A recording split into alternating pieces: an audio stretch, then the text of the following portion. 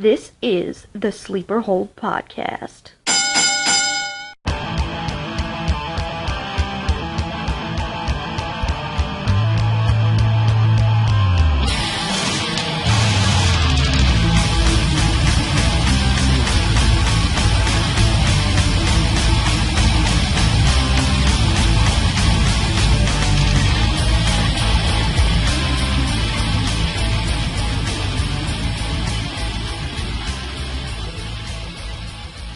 Welcome to the Sleeper Hole Podcast, where there is no disqualification on the topics and falls count anywhere. I am your host, Priest, and we are about to kick off our second series, Behind the Curtain. We're going to dive into some topics about a few things that go on behind the scenes or that most fans don't normally get to be aware of. On this episode, we have my good friend Mickey Thomas joining us as we take you back to this past weekend where we recorded the interview at the Route 66 Hotel during a charity event to bring awareness for suicide prevention. For all of our listeners, including my fallen angels, just remember that no matter how grim things look, there is hope and there are people who love you and would miss you dearly. I speak of this from the bottom of my heart as I have some personal history with this sensitive topic. There is always someone there for you to help, even if it's just to be a shoulder to lean on or even a listening ear. Never forget that. And without further ado, let's kick off the interview with the PWA Hall of Famer, Mickey Thomas. How you doing, Mickey? I'm wonderful. So, basically, before we get ready to start about our actual series, I want to talk a little bit about you, about Mickey Thomas himself. Sure. So, let's break down some things, because I remember when I started getting into the independent wrestling world, you were there. You were with the former company, 3CW. If I remember right, it was Capital City Championship Wrestling. That's right. Now, what made you decide to go into wrestling? I mean, when I was there, you were already in the tag team and everything else. You're right. No, actually, it was, I don't know, probably 2002, I guess. Probably right around there. So, it was Antoine Archie, actually. Your own partner right now in crime. Yeah. Actually, I was just supposed to be a manager. And the way it happened is there wasn't enough guys. So, I ended up training to be a wrestler, and then there you go. All right. Now, who did you train under? I mean, that's always an important thing is, the trainers, because they help you learn the ropes and everything else, figuratively and literally. Right. Originally, it was Tony Kendall and Cliff Ham, and then eventually Rip Mystic. So, and we would definitely do know that Rip Mystic is like a legendary icon around this area. And I've already talked. I definitely will be having him in the future. Looking forward to that just as much as I am right now with this situation. Oh yeah, Rip's the godfather of Central Illinois wrestling. Absolutely. Now, keep going on about you here real quick. Were you always in a tag team? Because when I met you, you were part of the Irish Revolution, and you had Pat McGroin as your manager. Yes, I was always tag. Never had a singles run. Did you ever actually hold a singles title, or just no singles title? But you guys did hold the tag. If I remember right. Wait a minute. Skip that. I'm still the reigning UVW heavyweight champion. There you go. And I do remember UVW personally. It's near and dear to my heart. But I do remember that you and Sheamus were quite the powerful tag team. And again, you guys had one of the best managers I've ever personally worked around, Pat McGroin. He's the one who actually taught me everything I know as a manager. And I kind of molded that into what I do now if I ever do manage. And Pat was very old school, I think. No better school than that. He was involved with wrestling in the 1970s, into the 1980s when wrestling was at its peak in popularity. So he had a lot of knowledge to bestow onto me and Sheamus. So we couldn't ask for a better manager. And there's no way we would ever think about splitting up until we had to. One of the last matches we had was in honor of Pat after his passing, so that was very tough. I can imagine a very emotional moment. It's kind of like a few of the people I talked to about the Toga Steve Memorial Tournament, how emotional that was for them. but you guys even had a closer bond with Pat Oh, yeah. than those people did with Toga Steve. I mean, Pat was almost like a father to you guys when it comes to being in the ring. And something that's a little different, independent level. Pat didn't just take on the, role of just being our manager in front of the crowd. He took on the role of being our manager with our actual careers. He would book us places. We were up north, down south, east, west. We were everywhere, and it was all Pat. He would take care of the travel accommodations. He took on the physical role of manager. So pretty much he was not just your stereotypical manager, but he was almost like, for lack of a better phrase, for modern day terms, almost like an advocate like Paul Heyman would be, where he actually took and stuck his neck out for you guys. Yeah, he acted as our agent, per se. There you go. Yeah. And, like I said, and as a father figure, yes. He always with us, wrestling, our personal lives. He was definitely, he was just family. That's what it became, family. Now, one thing also to ask you about, because I know we're talking a little bit about your history, and I'm definitely glad we got to talk about Pat and your title reigns. Mm-hmm. I know that you did have some health concerns that did pull you away from being in the ring and having to hang up your boots. Sure. So now you're working behind the scenes more so with PWA, which is why this is perfect for us, because we're doing Behind the Curtain in this series, which is about behind the scenes and what people don't normally see or think about in the wrestling world. Right. So what all is your kind of role nowadays for the people? I mean, are you kind of one of those almost better, lack of a better phrase, the Dusty Rhodes for these young talents where you kind of give them advice and guide them? I am at the training school quite a bit. The PWA office is right there with the training school. So I work primarily in the office with Antoine. And a lot of it's nice for me because a lot of the guys that came up throughout my time, some of them are still wrestling, but most of them are all gone now. So it's really nice to be with this whole new crop and, getting to know these guys, and we all become a big family. But we call it the PWA family for a reason. Everybody becomes like family, and it gives me the opportunity to see Central Illinois wrestling go way on beyond from even my time in the ring. For me, it's really nice when they come up to me and they say, Mickey, what was it like then? Or they'll come up to me and they'll say, hey, what do you think of this? Can you watch this? And, I'll be right there on the side giving them my opinion. And it's got to be kind of almost humbling and honoring to know that they want your insight. They want to know what you think of that match, or what do you think of pulling off this type of high spot or something like that, because they know you have the experience. They're not just some guy with a vision. No, you've been in there. You know what it feels to take those bumps and bruises. Well, right, and I'm not the most perfect. I never was. Me and Sheamus were brawlers our whole time. So a lot of the high spots and flips and all the maneuvers, it just wasn't part of our repertoire. Well, no, you're the Irish brawlers. But I think one thing that's important, if you're involved in wrestling, whether you're behind the scenes, you're a performer, whatever you're doing, first and foremost, you have to be a fan. So I can sit on the outside, watch a match, whether it's things I used to do or not, but I can watch it and I can tell them what I thought I liked, or what I think the people would like.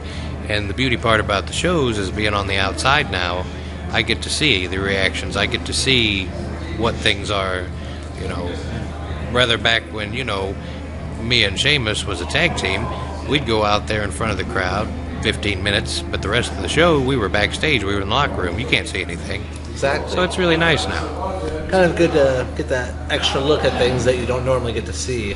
I think I've learned more about the wrestling business being in my new role than I would have, per se, if I was still actively competing. Wrestling has, and this is just a personal thing, wrestling helped me through a lot of tough times in life, too, dealing with family things like that. Now, I just recently lost my mother. Absolutely. And, PWA's here helping me with that. So, I owe a lot to wrestling, and this is kind of my way to give some back to wrestling, I don't have to get in the middle of the ring, but if I have the opportunity to be there, help, just for moral support for the new guys coming through, hey, I'm more than happy. Absolutely. And that's one thing I do definitely want to point out, because you kind of hit right on, you talk about how you lost your mom and that PWA was there for you. People don't realize that about this business. You may dislike each other. You may not be able to stand each other in that ring and everything else, but when push comes to shove, it's a family. There's a family that gets together. If somebody was to mess with the boys in the back, out in the streets or whatever, whether they have a rivalry or feud or not, those people are going to stand by each other. They're going to help each other out. And that's the beauty of this family. It may be dysfunctional, but it's a family. It's dysfunctional, but I mean, every family, whether brothers, sisters, cousins, you're not going to like every single one of them, but the truth is, they say blood's thicker than water, but see, with the PWA family, obviously we're not blood, but it is thick. The bonds between everybody is thick. And I don't think there's very many heat, for lack of a better term, with a lot of the people in PWA. I think everybody pretty much gets along. But, going back to just me recently with everything, I've been going through personally, the PWA family's been right there with me, every single day. Somebody's calling, texting, coming by the house. It really makes you feel that, there's a lot of people out there that care. And I've worked for companies before that would have just tossed you aside and thought, well, when he gets himself fixed, we'll deal with him. That's not like that with PWA. Absolutely, and I completely agree with you. When you have that type of bond, it's a gem, it's a diamond, and you can't trade that for the world. Now, not to cut this part short, but I definitely want to get on to our series, because I think this is going to be a really good one here. We're doing starting behind this curtain, like I said, where we're going to talk about what goes on behind the scenes or things that the fans don't think about. And to kick off this with the first episode of the Behind the Curtain, I want to talk about paying your dues. When I first started out, I was just supposed to be a manager, so I wasn't even in the ring yet, but I still, helped load the ring, and believe me, that is no easy task.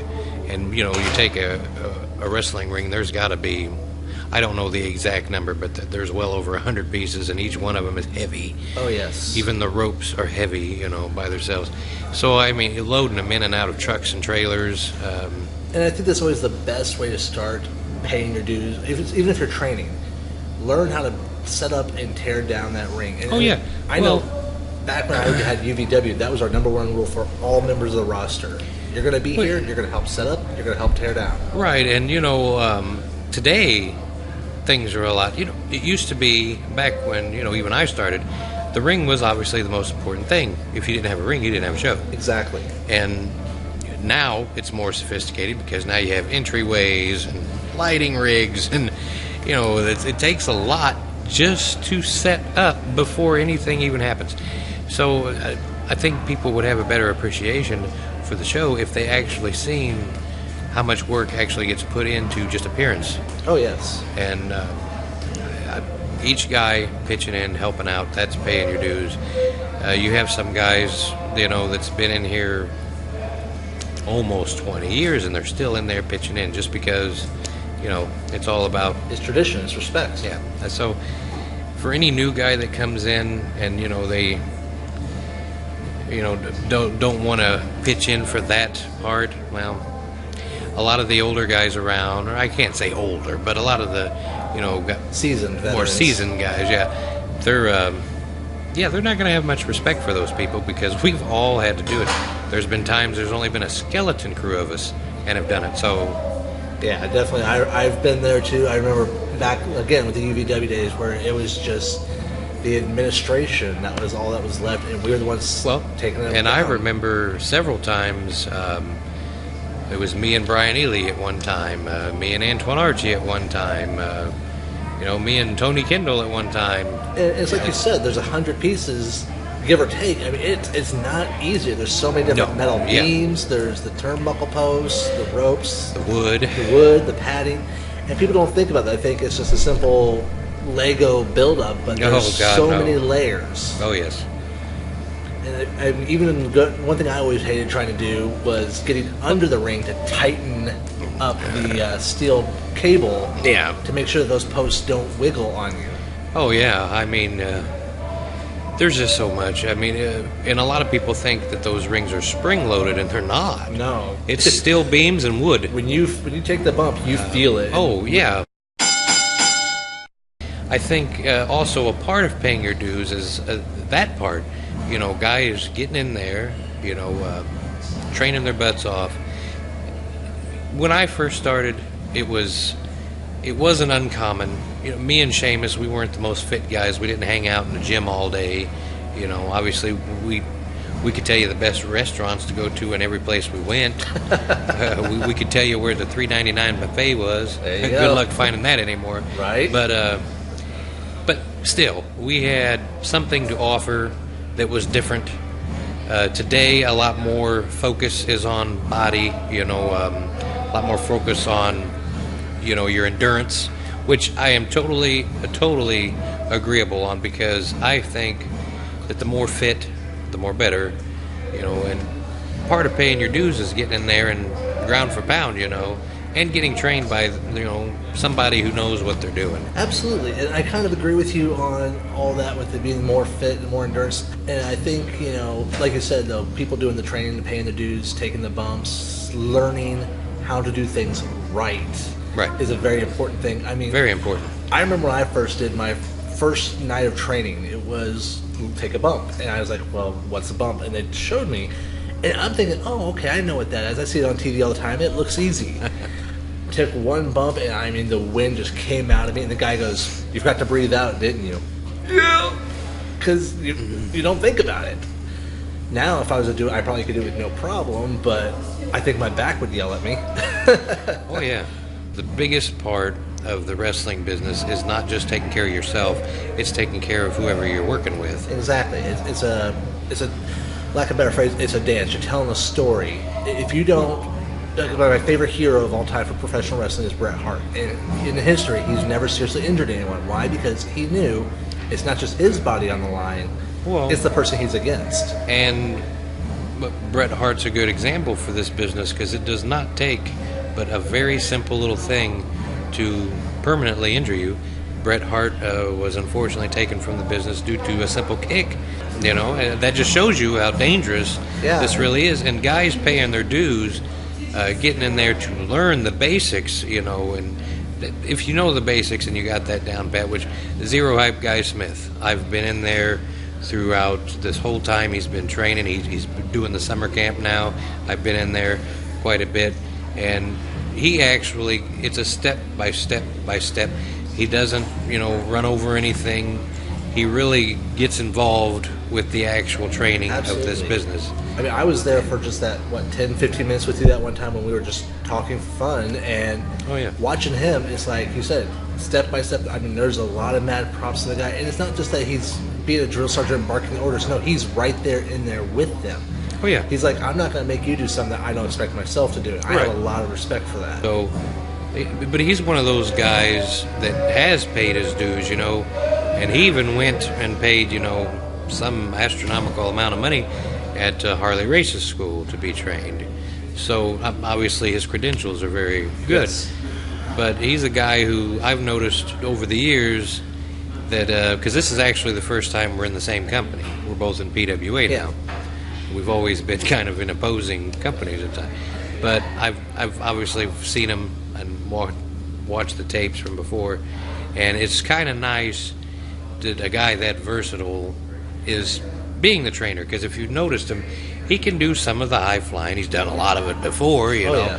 He can do the, ground for pound brawling. He's very versatile in his abilities. Exactly. He's got the capability to do a lot of things and the knowledge and know-how how to not only do it, but to guide someone else to do it. And that's a lot of respect for a trainer. Well, I've been in there with him, not training because I'm not in the ring anymore, but I've, been on the sidelines and watched a whole training session. And,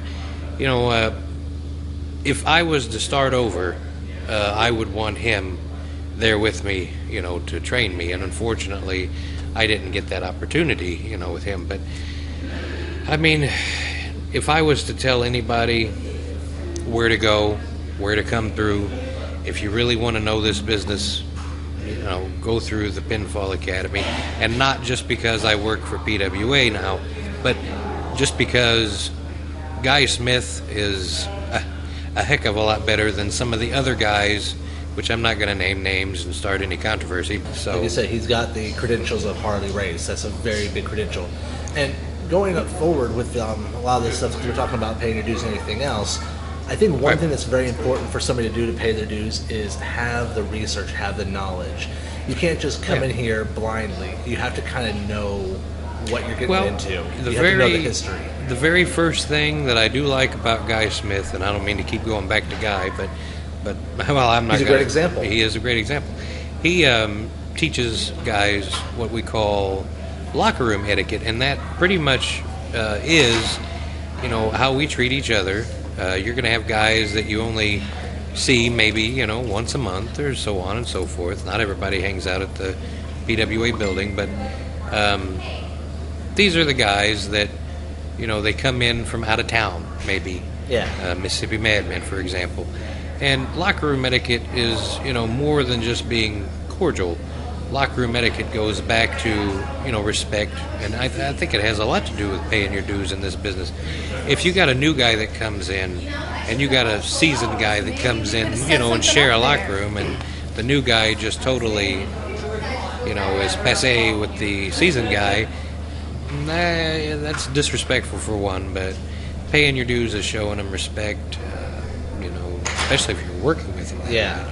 I mean, they're going to be helping you carry you around and everything else, whether it's making you win or lose. And I think it goes to, wrestling is the type of industry, you get out of it what you put into it. Exactly. And I think if you're more cordial, per se, or, you just treat everybody with respect, you're really, your head's in this, you want to do this, more people are probably more susceptible to come up to you and help you through this. I mean, I've noticed it myself even back when I was coming up.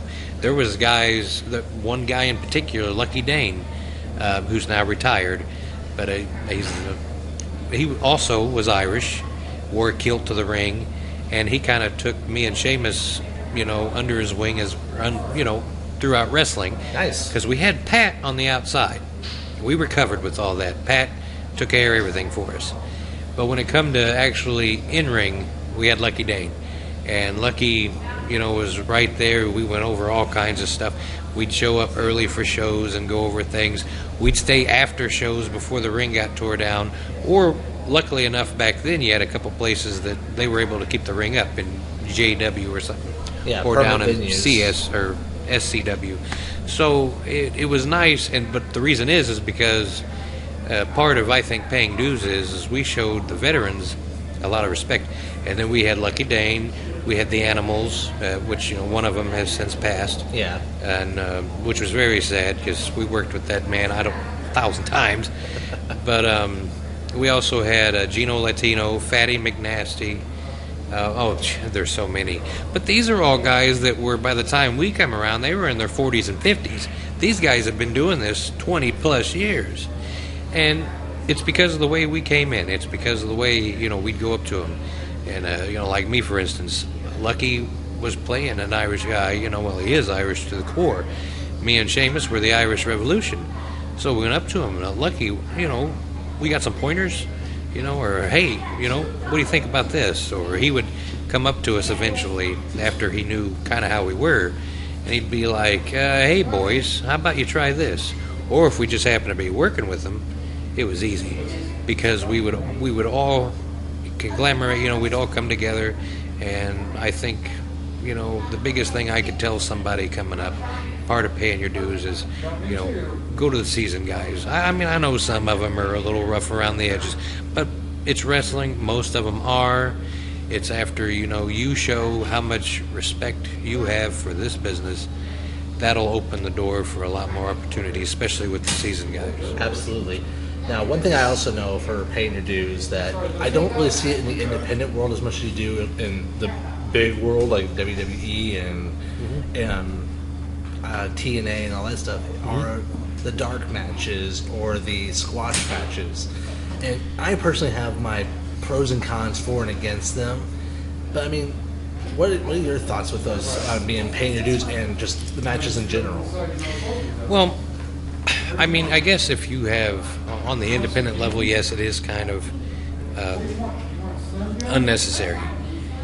Because on an independent card, I mean, if you have like PWA as a training school, if those guys graduated that training school, then they've worked their butt off and they earn a right to be on the actual program. Yeah. Would we ever have a dark match? No. I've seen it to where some independent places do have them, and it's usually the guys who are in the middle of training. But then again, it's usually one of the seasoned guys comes out for 2 minutes, beats the hell out of them, and that's it. And just to clarify for some of the viewers who, if they don't understand what that is, a dark match is pretty much a match before the actual show. Right. There's no entrance music or anything. It's just coming out right now is XYZ going against ABC, and then there's your match. And if they're filming it that night, that will not be filmed. Yeah. So, I mean, that's the thing about dark matches. And I think they're good for people who are in the big top of the national TV because it is some exposure. But I think the independent world is unnecessary. It is. It's unnecessary. And personally for me, a squash match, which basically is exactly what it sounds like. You have a new guy coming in to a veteran, and they're getting squashed. They're getting pummeled. Yeah, I mean, every guy, every rookie, per se, when they're done with their training, they've graduated, they come in, they're probably going to work with a seasoned guy. Now, having a squash match to me is just totally stupid. But thank you. Because here's the thing. If both of them are in there, they both have abilities, so that's why both of them are in there. Now, if one guy, can, work well with the other, a squash match totally eliminates, and I've seen it on the indie circuit, and it just makes me mad. I have another word, but I don't want to say it on air.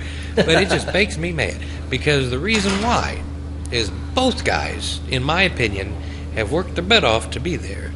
And if you're doing a squash match, you're just totally just showing the ability of one, and that other guy is pretty much pointless. You could have threw a broomstick in there and had... Absolutely, and that's one thing I've hated about him. I've seen him when I first started my career and everything else with squash matches of, hey, you're going to get squashed by XYZ, and it's like, you've seen this guy train, and that's the thing I hate about squash matches, is you have that one big guy just beating the heck out of the little guy, and the little guy doesn't even get a chance to make some type of comeback to get the pop from the fans of, hey, he might have a chance. No, they don't even give him that moment. It made absolutely no sense to me.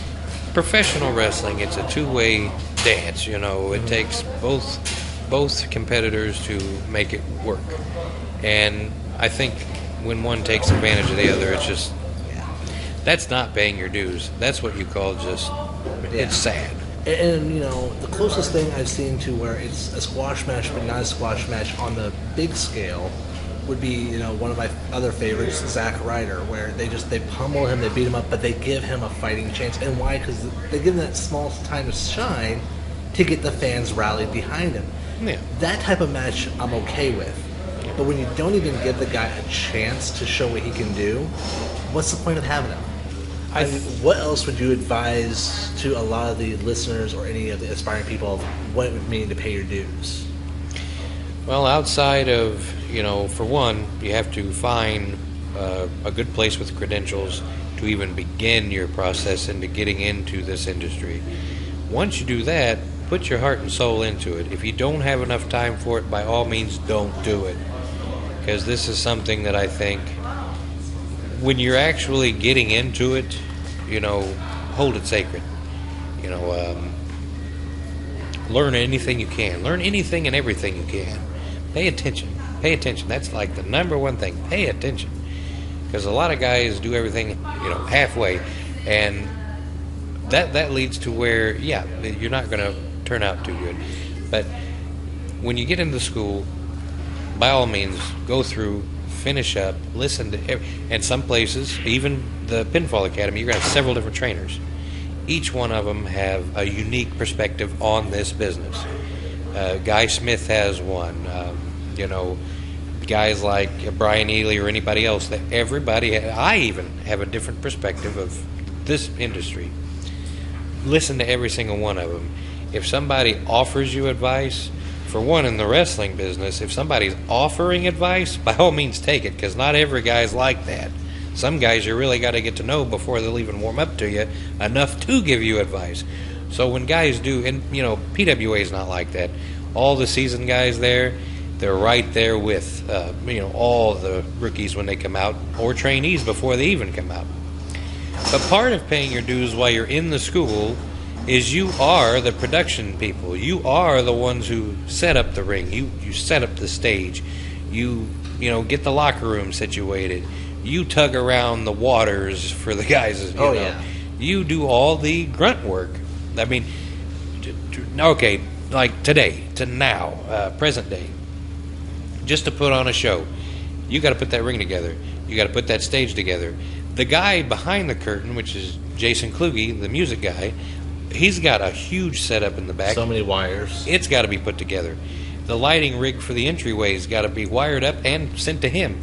The locker room area, I mean, granted, it's just a locker room, but you got to make sure there's waters and everything back there for the guys, And that is all the trainees. That's a part of paying your dues. We've all been there. If you're going to get into this business, by all means, be dedicated. Yes. Don't get into this and think you're going to, just do it halfway and you're going to make something good out of it, because you're not. That's the best advice I think I could give to anybody. And once you reach that point, you start actually physically working, the shows, or maybe because lately a lot of the seasoned guys even been showing up to the academy to work with the trainees. So just pay attention. Do what you can. Be dedicated. Absolutely. Now, before we wrap all this up, because I know one thing I'm going to do here on this episode, because we have the pay-per-view coming up here soon, Battleground, I want to get people's predictions, some of the fans we have in this area, the Route 66 Hotel and everything else. So let's go ahead and get you first. Sure. Let's start off Cena and Owens. Who are you rooting for and why? Well, I guess I'm not really partial to either one. Cena's a guy that I do have respect for him. He's been around a long time. People don't realize really how long he's been around. But I think like late 2002. Yeah. So I mean, sure, he's been around as long as I have with wrestling. But Owens, I think, is a nice up and comer. I like the way things are going with him. So I'm gonna have to go with Owens on that. Okay. You got the Intercontinental title with The Miz, Big Show, and Ryback. Yeah, and I'm not very well. The Miz is one thing. I don't know, as a fan, the things they've done with Big Show and Ryback is just, to me. But then again, it's not for me to understand. I guess the big leagues, they know what they're doing. I do think that title has been kind of it's been tarnished a bit. Yeah, it doesn't have the credential it used to. No, it was very illustrious. I at guess one time. Ryback, fans get behind him, so hey, why not? All right. Now we got the powerhouse of Roman Reigns against the self-proclaimed face of fear, or new face of fear, rather, Bray Wyatt. Hey, I'm a Bray Wyatt fan. Going for Wyatt? Oh, yeah. All right, and of course the only other one that they've really announced is one that everybody's looking forward to, Seth Rollins, Brock Lesnar. That's just... I don't know if I have an opinion on that one, really, because it's like, them two have, I guess, been pushed to the limits when it comes to the big leagues. And one of them may be deservingly so, the other one maybe not deservingly so. So, it's a tough call. I guess if I feel that it'll go towards Lesnar. That's. I mean, it's when you're a fan and you've watched it for so long, you get instincts, and your instinct just tells you, yep, this is probably what's going to happen. Mickey, thank you so much for your time. Thank you for being part of our show. Oh, yeah. Definitely looking forward to future episodes with you and the rest of your crew. And oh, yeah. Now we're going to definitely check out what everybody else's predictions are for this upcoming Battlegrounds and see who's right and who messes the call. All right, let's go ahead and gather up some predictions. You got Cena versus Owens in the what they call rubber match for the U.S. title. I'm going to have to go with Owens on that. Of course, Owens. He's the dude. Probably Owens. I mean, he took Cena apart that first time they met. All right. And then after that, you have the IC title, Big Show, Miz, or Ryback. Well, Ryback just recently got the Intercontinental title. I don't expect them to take it off him that soon, so I would say probably Ryback somehow. It's probably going to be some kind of fluked ending, though. I'll go with Ryback. Oh, definitely. I got to go with The Miz right now, just because I don't want it to be Ryback, and I certainly don't want it to be Big Show. All right, then we got Wyatt versus Reigns, the Mind Games. I do like the Shield, but I got to go with Bray. He has a special place in my heart. Yeah, I've never been a fan of mind games. Let Reigns have that one. Bray Wyatt. And then, of course, everybody's looking forward to the big championship, Rollins versus Brock Lesnar. We know personally that Lesnar would normally take Rollins apart, but if he's got any help from J&J Security or Kane, then that's probably going to shift the things back in Rollins' favor. So going with Rollins? Yeah, unfortunately. There you go. I'm pulling for Lesnar. If nothing trippy goes down, it should probably end up being Seth Rollins, but in the end, Authority could screw Seth Rollins. I'm thinking that might happen. Just a, plot twist. So, hoping Seth Rollins. All right, so before we wrap this up, we just got to hear a few predictions from a few of our fans. I'm going to go ahead and throw mine out here real quick just so we can get this all wrapped up. Cena versus Owens. I'm definitely going to be a Cena fan. The guy has earned my respect. He's been around for quite a while. And, I really like he's a genuine guy in my book. As for Owens, he rubs me off the wrong way, and it may take time, but he may become somebody I like down the road. I've had plenty of other talent do that where I didn't like him at first and then I began to like them. Who knows? But for right now, I'm rooting for Cena on that rubber match for the U.S. title. IC title, we have Ryback versus Big Show versus Miz in a triple threat match. If the Big Show is back to how he used to be, the goofy, the funny guy, the one that was really the fan favorite, I'd say probably go for Big Show. But right now, with how things stand, I think the big guy is going to keep it. He's been hungry, he's earned it, and I can't see them taking it away from him so easily. Then you have Bray Wyatt versus Roman Reigns. Bray Wyatt's finally finding his niche, his gimmick that's going to work and I can actually get behind. But it's a little too late for right now, and I'm going to have to go with Roman Reigns on this one. Besides, somehow Roman Reigns was on the top of the world, and somebody somewhere decided to knock him down several pegs and make him back to what I feel is like a mid-card slot, even though he's earned, and I stress earned, his way to being a main event player and everything else. He should have won the WrestleMania. He should have been the big name, but he got knocked back, and I think that's a real shame. Sheamus versus Orton. I got to go with the older veteran Orton on here. He's very talented. He's great personality, and he doesn't look goofy with the mohawk. Sorry, Sheamus. You're a good superstar, but yeah, you're just became a ridiculous heel. You're not pulling off the heel bit real well. Tag team match. I've always been a fan of tag teams. You have the New Day, 2 of the 3 members against primetime players. As much potential as the New Day has, they don't have the it factor like I was hoping they would have. Net and also Xavier Woods is very annoying when he yells all over the place.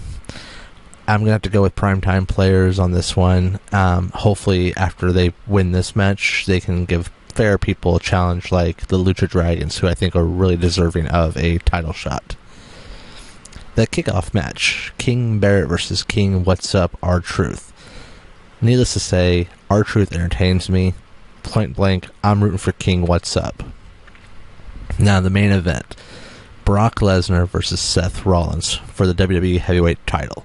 This is a tricky one for me, guys. I'm not going to lie. I'm kind of torn. Brock Lesnar, he's doesn't show up all the time. He's only there only maybe once in a blue moon, not that frequent, even though he's being more frequent right now as a challenger. Seth Rollins, he's an annoying closet champion, and I can't stand closet champions. Personally, what I'm hoping to happen is Brock Lesnar wins because he's secretly the Authority's plan B, or in this case plan C, and Seth Rollins loses the title and gets screwed over by the Authority, and we see a feud of Authority versus Seth Rollins while the former Shield brothers just sit back and laugh at him for, see, you screwed us over and karma bit you right back in the butt. So there's my predictions for Battleground 2015. We'll see what happens on Sunday. Hopefully we'll also have an announcement come SmackDown about this new Divas hype where we had now 3 teams of 3 different girls on each team. It looks like it's going to be freaking awesome. Thank you for listening to the Sleeper Hold podcast. Don't forget to visit our website at thesleeperhold.com to comment on episodes, read our blog, for information about the quarterly charity, and more. See you in 2 weeks.